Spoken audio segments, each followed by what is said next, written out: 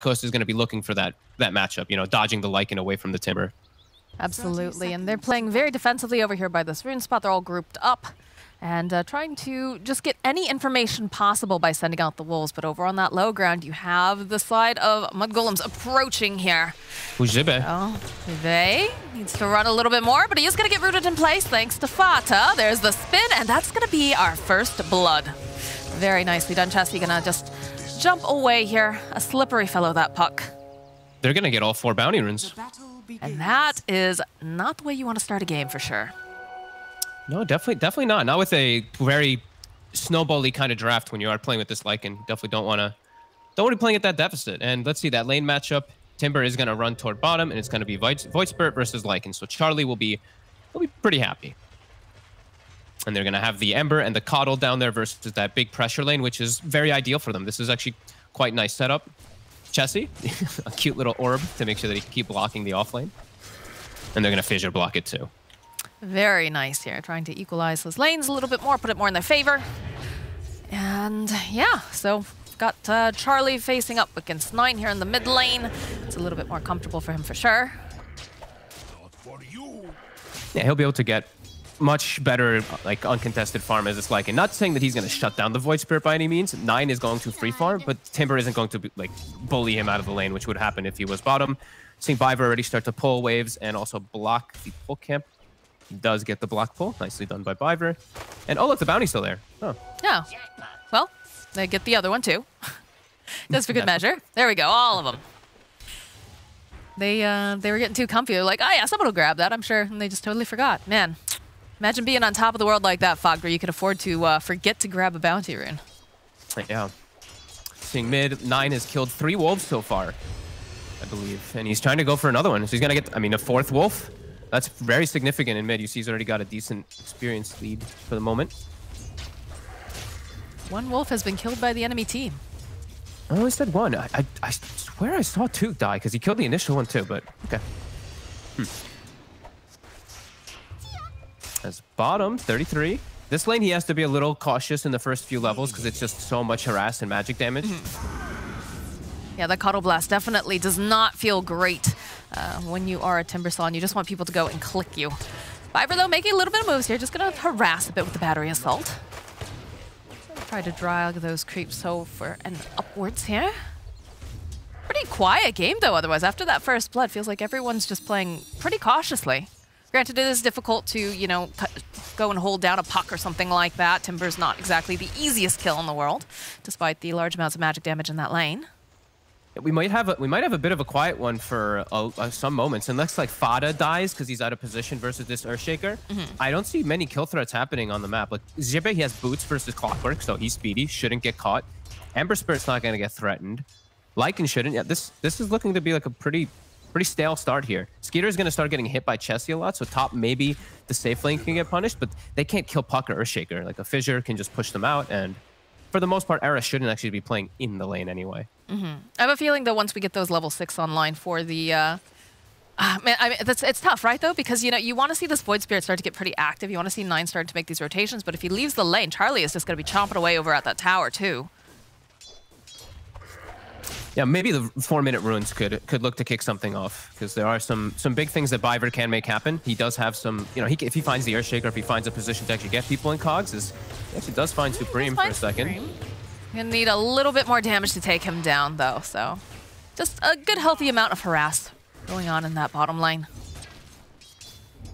Seen those 4 bounties having their effect already. A 1k gold lead for the side of Tundra. Definitely feels nice. Skeeter here in the top lane, just putting a little harass onto Chessie. But again, it's a puck. What are you going to do? You know, you really do need Fata to be there. And even then, you have to just already have chunked away at some damage on him. But of course, with an Oracle, once they reach that level 3, the kill potential definitely goes up with the 2 points of the Purifying Flames. Yeah, still just it's gonna require like a misplay from Chessie or them committing for a kill for them to ever actually get that set up, though. As we see Fata thinking about denying his own ward, but he's actually just going to pressure Era, and there's that nuke. Still only that level 1, but...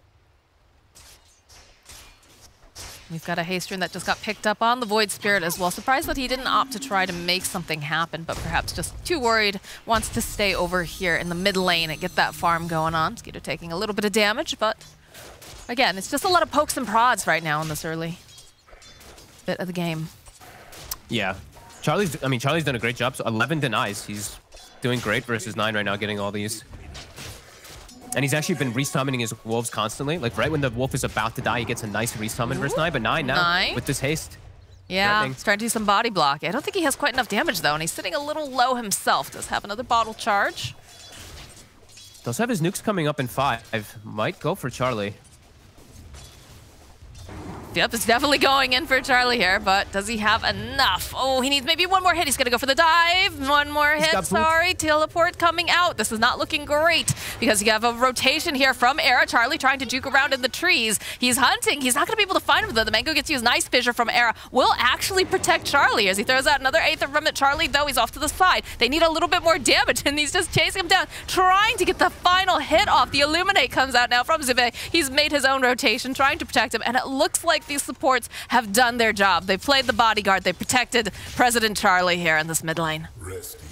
Did force the 2 rotations though. He did make them move the whole way over. Now they're gonna have to adjust and make their move back. So nice aggressive play by 9. And let's see if they can capitalize on it at all, because both supports left. Are they actually gonna look to make any move? Top is still very hard, and I mean even killing Supreme is still a little bit tough. So not gonna be the case. And the supports will stick around mid to guarantee that they can block that rune as 9. It's a decent chunk of damage from that Illuminate. And they have the catapult. They've taken out the Dire side catapult, so they're actually going to have to rotate the Clockwork mid to help 9 from the siege. Tower taking a lot of damage. We'll force them back a bit, but like you said, forcing rotations out as well, so leaving that bottom lane pretty open 1v1. I'm sure the Ember Spirit does not feel too bad about that. 33 just hit 6 though. He's going to start threatening now onto Supreme. Not going to give him any lane as the catapult. What the heck? Okay, the bottom catapult just passed the whole creep wave to just die to the tower. That was... I've seen that lately, but... That's a catapult that has seen too much of the former year and decided that 2021 wasn't going to make it any better. I mean, that actually hurts quite a bit. Like 33's level 6, so that's his time where he can threaten the tower with this catapult, and for some reason it just charges the tower and dies. Okay, well, that'll give a nice bit of space here for High Coast to make moves around, send the Ember toward mid, as, yeah, this bottom push is now kind of negated because of that. I wonder why that is. Is it just like an aggro thing, or...? It's a weird aggro thing where if like a hero gets hit by something, the catapult takes priority. I've seen it a bunch of times happen in mid. I haven't seen it happen so much in like the side lanes, but I mean these type of small things they do hurt a bit. But we do see Tundra still up to a 2K lead. These 3 lanes are going really well for them. They have shut down the Ember significantly bottom. Ivor just going and placing down one of those sentry wards, keeping tabs on the and making sure that he's not comfortable and that they know exactly what his progression is. I do like Zibby though. He's down in the bottom lane. He's going to be able to keep them off the tower for the most part unless they go for a bit of a dive. But one of the benefits, as BSJ said earlier, is that you definitely want to have these supports that can shove out creep waves. They're hunting for him. They know that he's going to be down here. Biver's on the prowl. Zibby. Indeed. Biver can't seem to find him just yet. Ping. He knows. Biver sees the tree cut. Ooh, yeah, battery assault comes out. Zibby's having to run for his life now. Top lane, they managed to take down Era using the Omni Slash, but bottom lane, Zibby just running for his life here. And it looks like they'll be kind and generous and decide that he's not worth it. But do have more going on over here at the rune spot as Fata forced to use the Purifying Flames, trying to stay alive just a little bit longer. It looks like they don't have enough damage. 9 coming forward, gets the kill on the courier. Supreme being held in place, but top lane, they will end up losing the tower there. A lot of moves going on around the map, all simultaneously around this 8.5 minute mark. Yeah, nice deny though from 33, and he also kills at least one of the book 1 summons, so more gold for them, as we see. Yeah, 2K gold lead and continuing to grow. See what Chessie makes happen, as he does have coil available. He's got to maybe bail out Zibe, as they're going to go on Biver. Yeah, you have to hold him in place. The Dream Coil, throw out the Illuminate. Get off a couple of these little clicks. You have to be a bit careful. Era making his own rotation here. Should be able to help get this kill. Totem comes out. Chessie on the hunt. Over on the side, though, Supreme has managed to find the jug. Silence comes out, and eventually the puck will pop. But Skeeter's going to be able to run away. They chased for a long time. Gives some time for Tundra to set up, get some decent damage on mid, and also look at 33. He's dragged the top wave. He's bringing it to the mid to pressure that, as well as push top with this. A nice move by the Timber. It looks like we're going to have a skirmish in the middle lane. Supreme sitting very low. The Purifying Flames coming out, and they'll take out Supreme. Pretty big slip up by him there, too. He's just very far forward versus the Oracle. Yeah, a little versus surprised that about Void Spirit, not expecting to get taken out. Just more damage than I think he expected coming. That's tower pressure. Yeah, huge rotation for the mid lane right now. Not sure what they can really hope to do. They can, you know, spam out a couple of these Illuminates, but 9 and 33 don't seem like they're eager to leave at any moment. The teleports are coming out, though, as well. 33's courier does get murdered during all of this as Supreme's back in the mid lane. Roots into place. Should just be able to Timber Chain himself out. He's got the Chakram. And the jump in here from the Puck. It's going to be another Remnant going forward. 33 is taking too much magic damage, though. He is going to go down here, as now it looks like the Void Spirit. He had the Aether Remnant up, but he will fall to Charlie. And just like that, that mid push is over with a big rotation. That was huge. Yeah, killing the Hood. If he had Hood, potentially he's able to tank a lot more, maybe get even a return kill. But they kill the Hood, they get a nice double kill on the cores, and now they can continue to look to pressure and maybe even take out Fada up top. He's saving the chains. Yeah, they should be able to get this. Just waiting to make sure he can't purge them off easily. Still going to be able to do it. He has his own ultimate as well, but I think he's going to end up taking just too much damage with that Slight coming out, and Supreme just chasing him down, giving a couple more clicks and whatnot. He's healthy. No, he's actually going to be fine. He's looking to turn. He's got double nukes. They've got the Void Spirit rotation. Dodge. Hookshot comes in over onto the mid lane, though. This Coddle not looking as lucky. Zivi trying. Does manage to get the Blinding Light up, but the Chakram is too much. Top lane now. They turned right back around over onto Supreme now that they have the Void Spirit joining in, but aren't going to be able to go and collect that kill. Not yet. And mid tower beginning pressured. Looks like it's going to go down here. It's the fact that they're the ones taking the towers says a lot. When they're playing versus this like in this early game draft, and they're the ones already starting to do this with 33, it's definitely a bit of a problem here that we're seeing for High Coast.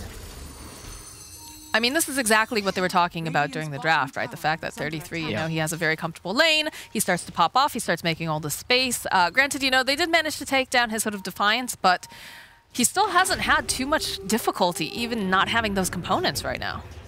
Yeah, I mean, it's going to come out, and he has another 1,300 gold to boot on top of it. So look how aggressive he's playing. He understands how strong he really is right now. And there, the Hood's going to come, and we'll see what the secondary choice of item is. It'd be a Lotus or a Yule's. Probably one of those two. Mm-hmm.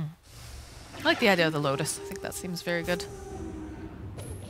Let's see. It's always good versus Ember Spirit for your team to be able to protect them from the chains. We've got a couple. He's queued up the Yule's spells too.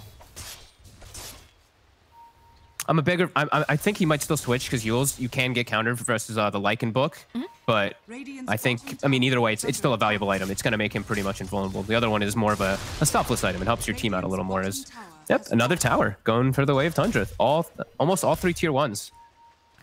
Now I thought the whole point of this High Coast draft that we're looking at was supposed to be, you know, get a lot of momentum going and start running them over, and it feels like that has not happened really at all. What do they need to do now, Fogged? Because it feels like, you know, with all these losses of the towers, the fact that this Timber Saw is getting bigger and bigger, it feels a little scary for them. I want Charlie to just finish the book 3, and then they can look to just kick up the pace and look for these constant fights, because they have great team fight with their drafts, but they're getting picked off a little bit here when they are split up. No, the hook shot from Biver will be able to go and collect over onto Zippy, and they just realized that Supreme's over here too. I don't think they have any more catch, though, so he's going to be able to walk away. Yeah, I think they have to wait for these next 2 big items. Like Chesney's Blink Dagger is about to be done. The book 3 is about to be done on Charlie, and I think then they can really look to start gunning down and looking for these fights. Because like we said, you know, Coil, they have Earthshaker ult as well. They have a lot of different things to throw in. While the Dire side, they don't really have that straight team fight. They just have these heroes that can push lanes and get this good farm and be pretty unkillable with the Jug Timber. Right. Everyone's just hanging back for now, like you said. They're probably just waiting for those next items to be coming up. Blink Dagger getting picked up, though. Pretty big deal. Orc gets completed now for Void Spirit. And, of course, the Necro Book. Another level completed for the Lycan. It's a very, very nice timing for this Orchid. This can trip things up a lot, so both teams are going to look to actually smoke up and look for the engagement. And yeah, Chessie, he may have the blink. He just has to watch to make sure that he gets the initiation from kind of the tree line or from the fog or from a smoke or something like that, so he doesn't get instantly orchided. He is pretty much one of the main sources of initiation here for the side of High Coast. I keep looking at Chicken Fighters, keeps throwing me off. I know, we have both names, right? We have Tundra and, well, Mud Golems and Chicken Fighters, but not really. Not really. Supreme on the bottom lane, though, is taking a little bit of harass here. It's going to get nuked, held into place.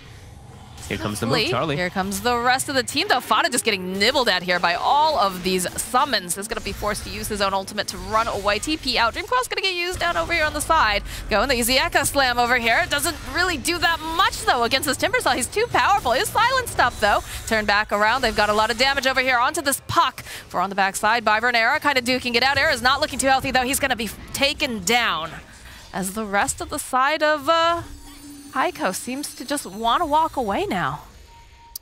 That shows a big problem right now, where they show up with all their big timings. They only get the Oracle because Chessie has to actually coil him to make sure he does die. But now, 9. He's got the Orchid. He's going to try to run those remnants, though, coming out from Supreme. 9, though, just going to be able to go right down into low ground. Doesn't matter. They have that vision. So 9 will die to a slight. Okay, there we go. They do get the secondary kill, so decent. But we're definitely seeing a bit of problems where when 33 shows up, he actually went for Vanguard, and now he's going to go for Eternal Shroud. He's switching the build up a little bit. Vanguard, very valuable versus all those summons. Just holds his ground, and they can't actually push a tower. Now, they didn't even touch that tower bottom, just getting a couple kills. Yeah, that's definitely worrisome, the fact that, you know, they thought that they would have a better engagement than what they had, but didn't get as much as they would have liked, and they definitely didn't end up getting objectives, which not great the way that they need to be playing this for sure. Look at 33. He just does not care. He's just sitting in the middle of all these creeps, racking up that reactive armor. No cares in the world with this boy right now. He's got Eternal Shroud too, so it's like he can just convert all the damage he takes into mana too. This is a very unkillable Timber. He did die the once though, so someone. I mean, wait, who said on the panel he wouldn't die? That was Owen. He said 0 to 1 times though, so he's still technically within his predictions. Yeah, I'm just glad that nobody made any like crazy outlandish predictions like Kyle did the other day. No. I think Kyle's done with betting on any lower division or any tier, anything pretty much. Maybe. I don't know. You say that, but maybe. We say that Kyle has learned his lesson a couple times, but it doesn't always work out. You can see the discrepancy though here. 9 is just running away with this net where Supreme has been having a difficult time. And it just feels like it's only 16 minutes in, but it definitely feels like the Tundra Mud Golems are, you know, firmly in the driver's seat right now. Yeah, I think they can play this very just relaxed, kind of just sit back and force the hands of High Coast, where it feels like High Coast they have to use their ultimates as best as possible to continue trying to pressure the map. But wherever 33 sees that pressure coming, he's just gonna park himself in front of it. Like he's not gonna die unless he's literally even if he's completely alone. It's looking pretty tough to even bring him down.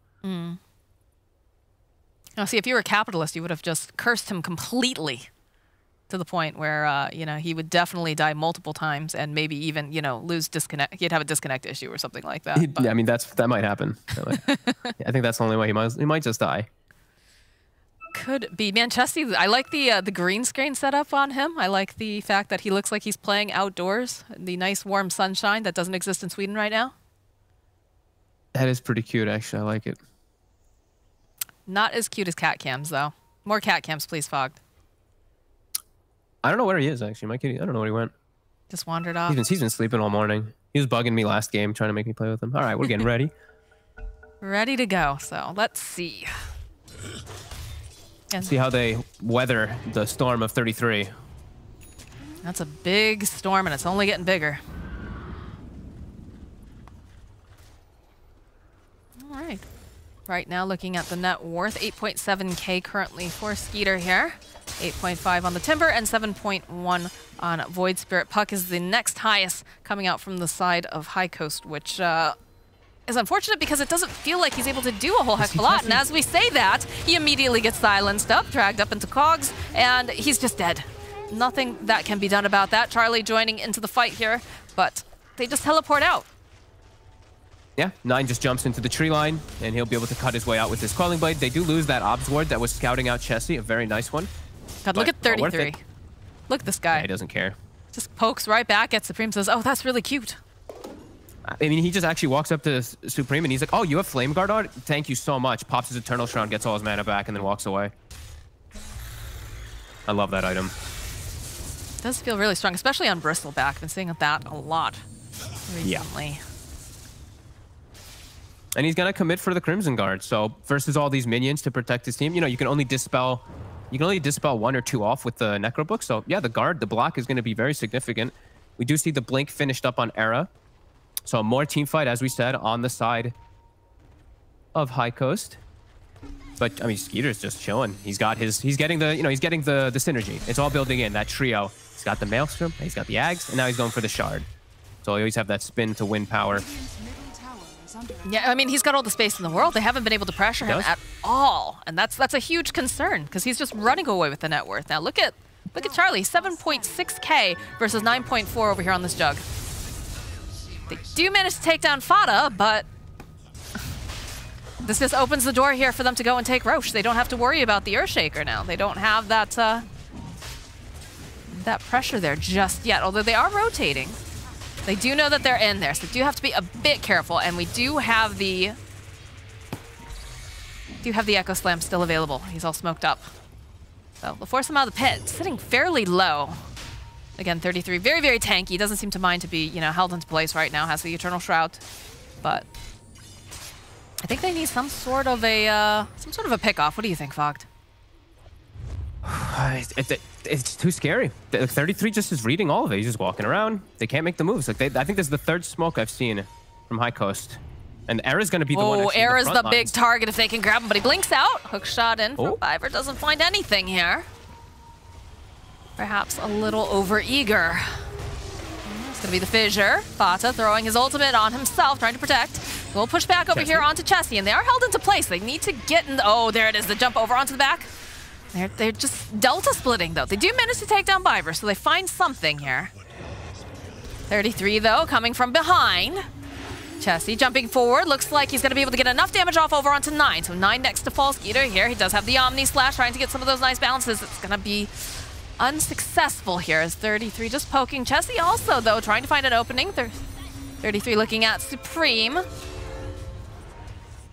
They're just dancing on them. Chessie as well as Supreme. The lack of stuns. 33 will be left behind in front of all 5 heroes, but they don't want to challenge him. A great charge forward by High Coast, using these ultimates pretty much perfectly. And just the surround. I think Cap was the one who in the panel who did talk about the Lycan book just completely surrounding that Oracle, making it really hard for him to fight. Well, that's like the 2nd time, I think, that we've seen the False Promise placed on himself. Right, once in the top lane and then again after that fight. Because they are targeting. They do realize that that is the boy that they need to take down. He's the one with all the saves, all of the capability of keeping people alive. Oh, Chessie. He'll get caught this time. You can see the little whip coming out on Fiverr. He's like, I gotta get out of here. Heal's completed for 9, though. And as the production was showing us earlier, they are looking at getting themselves a flamethrower soon for the Timbersaw. Oh, okay, cool. I've seen this one a couple times now. How do you feel about it? I think... I don't know. I mean, it just... it's okay. The slow is nice. It gives you more catch, which they're lacking, so sure. Is there something that you'd rather him pick up instead of the flamethrower, or...? No, I mean, it's fine. It's perfectly fine item here. There's not really much space he has anyway for it, unless he wants to build another huge item, which will take some time. They will be able to find Supreme down bottom. Zibby running for his life down here. Did have that force staff, but 33 is relentless, and he's going to be able to go and kill the Coddle. Very strange. I feel like we haven't seen like a full dedicated team fight yet. It's been a lot of pickoffs, a lot of skirmishes, a lot of 33 just, you know, in the middle of everything, not caring. Yeah, it's tough for them to get like everything just in synergy together, because like you said, they Delta split, especially when the last fight was off. Like Era, he still has his Echo Slam available because he couldn't see an opportunity to get it. I wondered if... But he will have it now for this next further one. 9. Well, they're making their moves on Charlie, and they've caged up this wolf right here, yo-yoing right through, and down goes the Lycan. Does manage to get taken down, though. They managed to go take out Fiverr. But I think... Yeah, look at that Necronomicon damage. Oof. Poor Fiverr. 33, if he kills it, is just he's just fine. But, you know, of course, it's just the Clockwork who's like battery salters rocket into the blast hitting it. Unfortunate for him. I feel like this is like kind of the only plan that they can do currently, because you're not going to be able to do enough damage to 33, obviously. The other guys are very elusive, you know, the Juggernaut and the Void Spirit, so you kind of have to go after these supports every time, but it doesn't feel super great, does it? No, but it feels like that. It feels a little bit like that for both sides, especially when Charlie does have his ult up. Like the catching on both sides is just a bit lackluster because of what heroes they're playing in. So like Ember Puck, very elusive. Charlie's mostly only been fighting with his shapeshift, so he's just too speedy and elusive as well. Not if they get that hook shot off and they cage him up. Flamethrower is online though now for Timbersaw, so I'm interested to see how that's going to work. Is this the first time we've seen this in a professional match? No, we saw it the other day when we had a Timber as well. They went for it later on. Looks like they're setting up the 5-man gank for 33. There's that Flamethrower. They'll go and hold the Timber into place. They've got a lot of damage, but he seems to be healing pretty well. It's going to take a lot to take down this Timbersaw, and eventually they take down 33, but boy, did they need a lot to do it, as the rest of the side now over here on Tundra, they're going to back off. They've got a smoke. They decide to step a little bit too far. They are definitely ready for them, despite the fact they don't have their Timber. Fada had his... He was actually close to getting the save off. He has a Blink Dagger on the Oracle. So a couple... Like, even one more second, he gets the Blink and the False Promise, and they can maybe look to re-engage the fight. But good grab. That's the Puck ult as well as the Shapeshift, though. So let's see if they look to fight back when those... When they do have the respawn, at least from the Timbersaw shortly. And there's still smoke, so they still can look to catch any heroes that do step up on the front line. 9 with this Orchid. And now with his Euls, he can play a lot. He can play a lot riskier in a way. He can actually commit further since he has a counterplay to just getting rooted or leashed up by the Puck/Ember. It feels like a lot of the times, though, he's actually using it very aggressively in a lot of these engagements rather than trying to be very defensive. Maybe just, you know, the fact that he has Fata nearby allows him to be a bit more aggressive, or... I think he has to save it for the silences and the coils from now on. Okay. Eternal Shroud also being considered now for the Jug. Oh.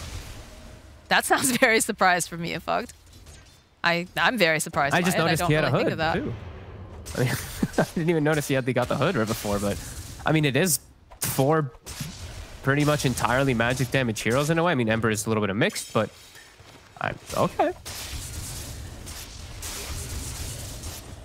Seeing a lot of really different builds. I'm liking it, right? Because we saw the other day with mid 1, he went for those Boots of Travel and the Midas, which everyone was kind of surprised about. But this one in particular, like you said, it's a lot of magic damage on the board, so. Yeah, and I mean, if once he gets the Eternal Shroud too, he'll have mana, so he doesn't get mana burn and stuff. I mean, this is, sure. Ooh, hook shot. Gonna be able to go and just drag back over into this Ember. Supreme is just absolutely toast here. And he commits for it. He buys the Eternal Shroud, so okay. So I mean, it also, it gives him the magic lifesteal too, right? So when he's spinning to win with his Maelstrom, and now that he's got the Shard and he's gonna get the 160 Blade Flurry DPS, Fury DPS. Okay, nice. I mean, he's gonna be lifestealing a lot in the midst of everything. I think. And he already has the damage, so I mean, I'm okay with this. I'm a little nervous right now because there is the Echo Slam up. But they're gonna get engaged. The puck gets dragged in over onto the corner here. Another Illuminate getting spammed out. Charlie looking for this opening. Does a nice Dream Coil over on the other side. 9 here, gonna turn back around, drags back over onto Charlie, gets off a nice couple of these hits. Is it gonna be enough to take out Charlie? Yes, it is. Down goes the Lycan, as the rest of the supports now forced to run away. Heard a hook shot. I'm not sure if they accidentally ran into each other here. Chessie needs to be careful. He's going forward. Does have the blink. They go. They bring Supreme back into the fight. I'm not sure he wants to be here, though. Swift Flash coming out. Got a decent chunk of damage here. He's going to try to slide around back on the other side. They're just trying to hold this puck into place. Chessie very, very hard to get his hands on, but they do have the Euls, they have the Aether Remnant, and eventually they do manage to slay him. As 9 now over on this other side. He's going to be chasing after Supreme, who's already popped that BKB, managing to root 9 into place. They need a couple more hits for damage here, and they're not going to be able to quite do it as they manage to take down 33 Supreme, running for his life. Now, he needs to be careful. He took a lot of damage there, almost went down himself, as now Zibby is being chased after as well. They've used the rocket, they have the vision. They're hunting hook shot just a little bit off the mark, though. Bit of a shot in the dark, but that should secure them this Roche. Era almost got a 5-man dunk. 9 actually gets the Astral Step and gets the Orchid on him as he's about to... It was going to be all 5 heroes stacked up almost perfectly inside that little window. A great jump from the Void Spirit, and Yeah, High Coast, this fight kicked off really weirdly. The way they had to just kind of chase into this high ground and just use their ultimates not together in synergy. Era, again, not being able to find an opportunity for Echo Slam until the very ends of the fight just because of how it all got split up. That is something that Tundra does very well, is being able to just split up these fights, especially when you have heroes that are ducking around so much, like a Clockwork, like the Void Spirit. Very difficult to pin them into place unless you get that perfect Dream Coil, and you have to be just right on the money right away. It's also the flamethrower did decent work in that last fight. The debuff lingering is actually pretty cool. It lasts for 3 seconds afterwards. You stay burning. So it makes this chase just so much easier for him to stick on targets, and it makes him do, of course, a lot more damage. Well, 8K net worth lead at 27 minutes in. I'm sure they're looking at all these neutral items that they could grab for the time being. So they get a nice bonus pick off on Zibby and his courier. You and your little dog too, so to speak. Game is getting pretty out of hand. This is, for the last like 10 minutes or so, it's not the place that High Coast wants to be in the game. They want to be the ones at the driver's seat. They want to be the ones actually committing, getting that rush, getting these towers, but they just can't. And now, you know, this Lycan, in a way, he's almost fully countered by this Juggernaut. He just walks in, he gets Omni slashed every single time, and the rest of his heroes are too frail to be able to share it with him by any means. They're gonna look to go again, Chessie. Forward on the back lines. They manage to go and find Fata. He is held into place. He'll use his ultimate on himself, though. Try to keep himself alive a little bit longer so he can be a part of the fight. Chessie, though, on the back lines. This is not looking good for them. As Supreme pops the BKB, they get a couple nice slashes here, but not quite enough as Viper does go down. They take down Chessie, and they manage to go and get the Echo Slam, but there's just so much damage coming out. They burn down the Aegis. 33. He's finally sitting low enough. Are they going to be able to finally get this kill? No, he's still alive and kicking as Charlie next to fall. Supreme trying to run away. Skeeter just spinning to win over here. He was hoping that maybe he could get a denial. It's not going to be enough, though. Those neutral creeps are not going to help him. Look at Zippy. He's just trying to go and deny the tower because there's really nothing else that he can do. Fata throws out the tip. He needs to be careful because 9, I'm sure, would love for him to get just a little bit too close to that edge and let them clean him up. So close to them killing 33. They get the Aegis with some nice spells all landing together, but this is the deficit that's really kicking off here. Just how much more gold and just how much tankier they all are in Skeeter. Just a beast. Actually, this build actually is working pretty well. The Eternal Shroud there, we did see it coming into favor, and it all synergizes really well with his build. It's definitely interesting to watch during this patch, all the different items and how they can be applied, because that's not something I considered at all with that Eternal Shroud for Jug. Coming to a pub near you soon, guys. In this game in particular too, it's all about like if he dies during that initial jump. This just helps him so much with the Oracle behind too. So that's all working out for them. Some big items being delivered. Kaya Sange for the Timber, and I believe a Sanj and Yasha for Skeeter. Everybody's getting swords. It's a cool thing to do. Do need to be careful, though. They are grouped up nearby, and they find 33. That's not the person that they want. It's just too difficult to take down. So they make their own movements coming out from the side of Tundra here. Wolf's doing a bit of scouting, though. Are keen to what's going on. Fights are just getting harder, though. 9 has a full Aghanims now, too, on top. Oh, I hear Dream Coil. And the save coming out again from Fata. We'll keep him alive a little bit longer here. Throws out the 8th Remnant, drives back over here onto Charlie. What's going on? Zibby's getting chased over by 33. This is looking like a dead Fata. Granted, he already got most of his spells off. He did his job here. And now Skeeter looking for this opening, trying to man fight here with Charlie and the rest of his circus. 8th Remnant drawing Charlie back. As 33 is just doing his own thing over here on the side. Whole other fight going down. Charlie, though, being chased after by 9. He will eventually pop. That is the end of this Lycan. Biver looking for this opening. 33 not going to be able to go get the kill on the Coddle. To shut down plenty of those trees. 9, he wants it so bad. Look at this. He's trying to race over there. Has the steps, goes forward with the Orchid, and just like that, down goes Supreme. Yeah, these fights just last way too long now for the side of High Coast. Whenever these fights do kick off too long, the shapeshift ended, and they weren't able to get and chase any of these big kills. They only were able to find Fata of it. They need to pretty much insta-kill these heroes. That's why I feel like this Eternal Shroud has value on the Jug, and yeah, we're just seeing Tundra really take over completely here. As 9, he'll be able to scurry away from Chessie. Chessie, he's thinking about it, though. Look at him. He's got the blink ready. Hoping he gets lucky with this orb here. He's got Coil on too, but yeah, he can't. No. Just chasing for too long at this point. Candy kill. Radiant's bottom tower is under attack. Viper feels like he wants to try to make something happen here, but Puck is very difficult to hold into place when you're just a clockwork. All right, well. What is the moves now for the side of High Coast? You know, these fights getting just more and more difficult. Oh, they even fort up on the creep too. Oh, Chesty, they want this kill. Viper looking for this opening. Yules is going to come out. 33's here, though, to go and help get the kill. Supreme now a little bit too far forward. Granted, they don't have any real ways. Oh, never mind. They have the Aether Remnant. They're going to be able to draw the Ember right back in again. They were looking for him, though. Need to get just a little bit more damage. He's going to have to bottle. Look at 33. He wants this kill, but the BKB comes out. He's gone maybe just a little bit too far here. Supreme going forward yet again. Aaron gets immediately just blown up. Puck spying back. Tessie wanting to be a part of this. They want to punish this. They've gone pretty far. And again, they have a nice coil. They managed to go and snap it as well. But what can Charlie do? He's trying to go back in, but he can't do anything because there's just way too much damage, too much lockdown. Down goes Charlie. No buyback. They just called it GG. They've had enough. Yeah, this one's looking very over. Just the whole time, it's